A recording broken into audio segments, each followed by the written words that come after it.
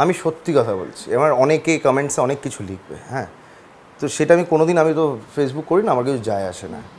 আমি পুরো ক্ল্যারিটি পেলাম এবং actually I am telling you the truth, perception change হয়েছে, কারণ বাইরে বসে না অনেক পারসেপশন তৈরি হতে থাকে। এই যে আমি 3-4 দিন বা 5 দিন বা যতই দিন আমি গেছি, আমি বসেছি, আমি ডিসকাস করেছি কীভাবে ছবি মুক্তি পাবে, আমি পুরোটা বুঝতে পেরেছি। এরকমও কাজ হয়েছে এর মধ্যে যেখানে 9 জন না 10 জন মানুষ নিয়ে, মানে গিল্ডের মানুষ নিয়ে, যে একজন হয়তো বুমম্যান লাগবে, একজন এই লাগবে, একটা ছোট্ট একটা কাজ হয়েছে।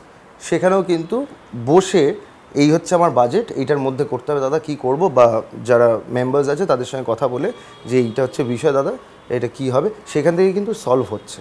তো এমন ভাবার কোনো কারণ নেই যে অবভিয়াসলি একটা বড় বাজেটের ছবি যখন করছো তখন যে গিল্ডের নিয়মাবলী মেনে সেটা তুমি করছো, কিন্তু তোমার কাছে যদি বাজেট না থাকে তুমি কি তার মানে ছবি করতে পারবে না? আমি একেবারেই I want to put this on record, করতে পারবে, একদমই করতে পারবে। এবং তোমায় গিয়ে তোমায় বলতে হবে, তোমায় লজিক্যালভাবে তুমি যদি পেশ করো, প্রত্যেক কাজ হবে, প্রত্যেকটা কাজ হবে।